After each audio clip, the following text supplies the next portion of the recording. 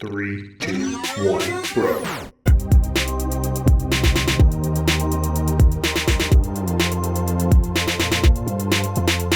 What's up, everybody? My name is Michael Lee Murphy. I'm one half of the Brothers Murph. It's time for Meta Game Minute, a weekly segment where we talk about something about board games that's been on our brain cases lately. And what I want to talk about is getting artsy and crafty on your games, whether or not you have to do that.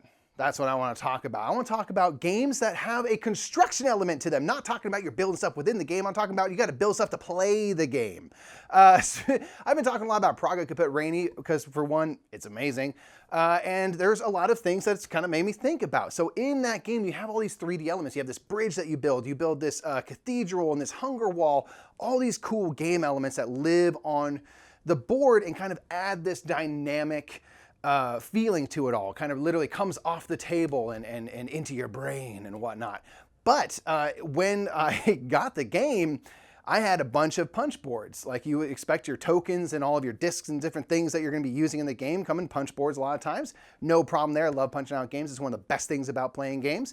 But then I got like instructions. Like I was in IKEA now, and there's like, okay, you're going to be doing some building here. You got to put all these pieces together in a very specific way. And one thing they really suggested you do, which I appreciate that they told you, is they said like, hey, you should probably use some glue for a lot of these elements, because once they're built, they don't need to be taken apart again, and we want them to have some staying power, some stability and structure to them. So I got out my little super glue, and I had a night of crafting ahead of me, and I made the bridge, and I made all the cathedral and hunger walls and all the things, and it generally went good. It's a little crooked, but I did my best.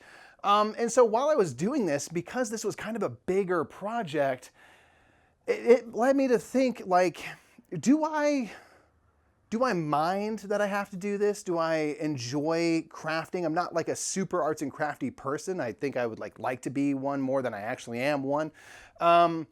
And I was just like, man, this is a task here. This is not just a 2 steps, punch these things, snap them together, and you're out. This is a multi-step process just to be able to play the game, or to enhance my play of the game. So I was curious, how do you approach those situations where it's like, this is actually kind of a thing? We have that for ecos. You made all these little boxes to put tokens in, and now that it's complete, I'm like, this is great.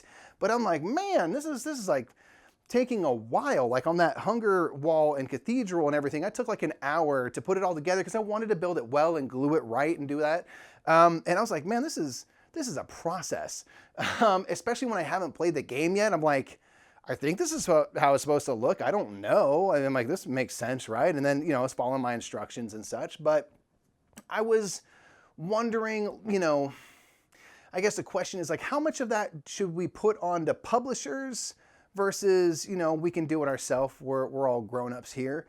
We can craft a little bit. I don't think I have a great answer on that. I certainly don't think like it's my right to never have to put something together. I don't mind that, but I was just like, this is a bit more involved than I want. Think about like Potion Explosion. Before they had a plastic kind of all put together form, you had to kind of construct the dispenser of marbles.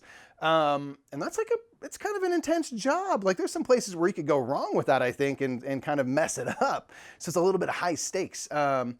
So yeah, I'm just curious, for games where there's some sort of thing you're going to build that's going to create something really cool for the game, but it takes a little bit of work to get it there. Do you like those kinds of challenges? Is that something you enjoy? Is that a piece of the hobby that you're into? Is that kind of a burden to you? Or are you someone who's just like, I'm not going to build that thing. I'm still going to put stuff in bags. I don't care about that thing. I just want to play the game. I don't think any answer is incorrect. It's just one that made me think, like, I'm doing a whole arts and crafts project, and then I have to learn the game, and then I get to play the game. So it's like, man, this is kind of like, it's taking a little while. It wasn't a horrible thing, but it was a thing. So let me know what you think about crafting stuff for your games, where the publisher will provide you kind of the pieces you need, but you have to kind of make it into a thing. Some assembly required, as it were. Let me know what you think about that in the comments below. And just remember that whether or not you're going to like go above and beyond, you're going to add papier-mâché to your structures and really go next level, or if you're like, I'm not going to build that at all or do the minimum effort, the more meta, the more better. Thanks so much for checking out another Meta Game Minute. Let me know what you think of that topic in the comments below, and also check out Nick's Meta Game Minute from last week. It was probably smart, or maybe it was a hot take. I don't know. I didn't watch it because I'm filming this before it happened, okay? It's not my fault. I just can't see the future yet. But one thing you can do to ensure your future with the Brothers Murph is you can subscribe to us and then turn the bell icon on so that you get notifications every time we have a new video. You don't have to be able to predict anything. They'll tell you when we got something for you. So turn it on.